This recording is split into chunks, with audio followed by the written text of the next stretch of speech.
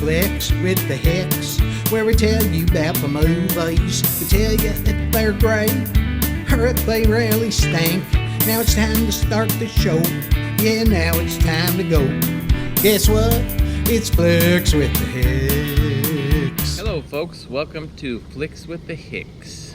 I'm Greg, this is my lovely wife Janet, and each week on Flix with the Hicks we review 2 movies that we've watched during the last week on DVD.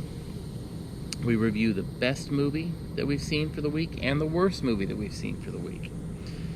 This week, my lovely wife Janet got tasked with picking the worst movie of the week. Would you like to disclose the movie that you picked as the worst movie of the week? Okay, it's Run, Ronnie Run. Whoa! I didn't like it. It was stupid. It was. I actually...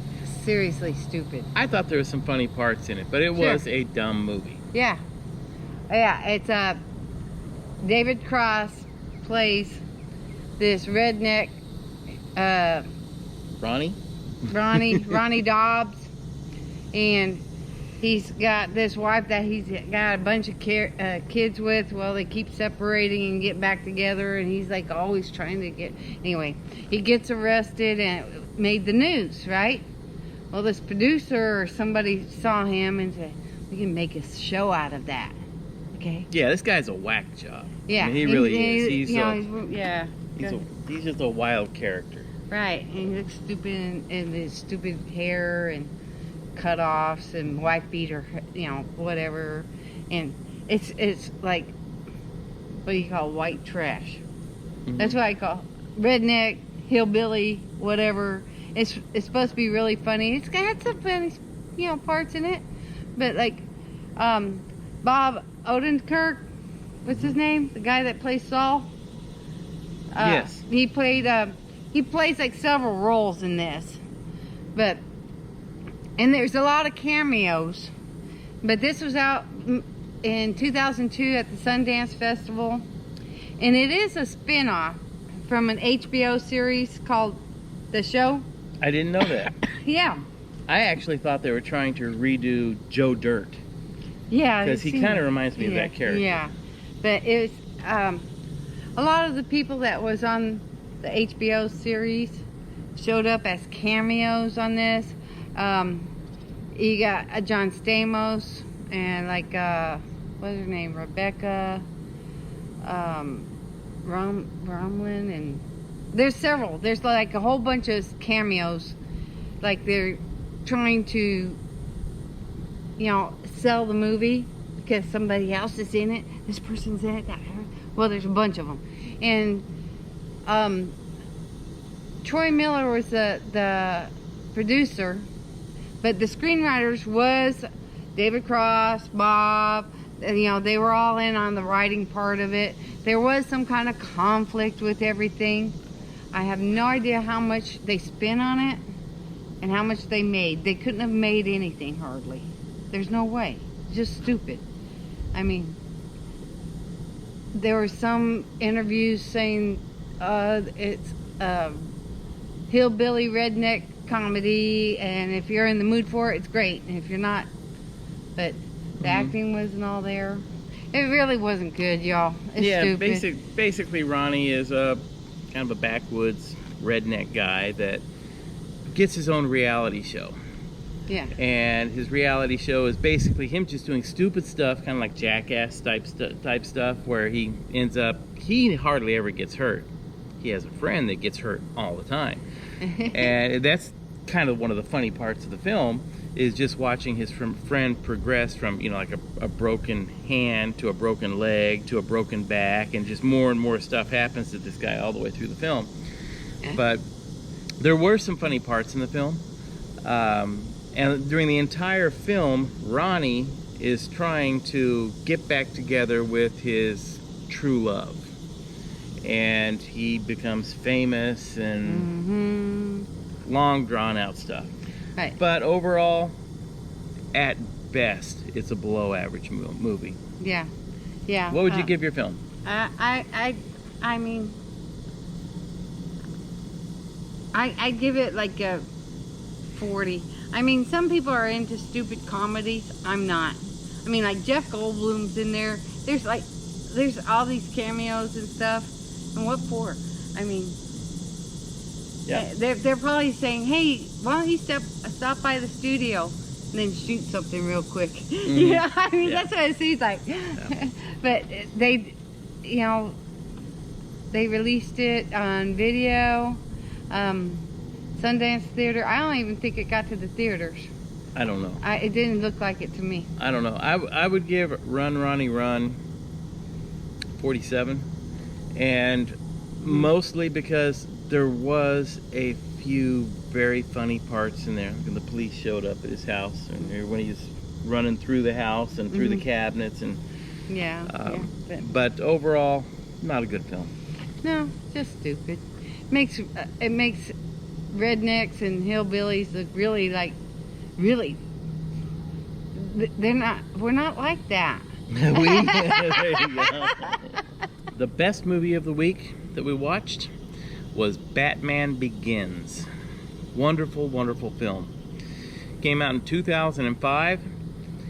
It had a cost or a budget of $150 million. It grossed $374 million. And the film stars Christian Bale, Michael Caine, Liam Neeson, Katie Holmes, and Gary Oldman. And Morgan Freeman's in it also. So, wonderful film. Of all the superhero films that I've ever watched, I think this is the best. Really? I was really shocked at how much I really enjoyed this film.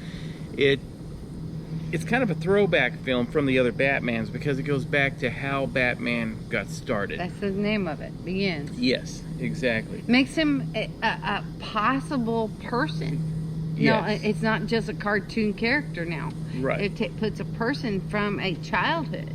I love it. Right. All right. The film starts out with Christian Bale. At the time, he's in the Far East, like Indochina, and he's at what looks to be a temple, and he's learning martial arts from Liam Neeson, who's playing a character called Henri Ducard. And he's basically a martial arts expert, and he's teaching Christian Bale how to defend himself, but Christian Bale also realizes that he's also teaching him how to go on the offensive rather than just the defensive. And the group that Liam Neeson has been a part of is called the League of Shadows. And Christian Bale finds out that through various means that the League of Shadows, their ultimate goal is to destroy Gotham City. And so Christian Bale decides to leave this group, come back to Gotham City, and try to save the city without all the violence, without destroying the city, to get rid of the bad characters in the city. And lo and behold, Liam Neeson and the League of Shadows ends up coming to Gotham City and trying to wreak havoc on the city and destroy the city. Now, Michael Caine plays his butler.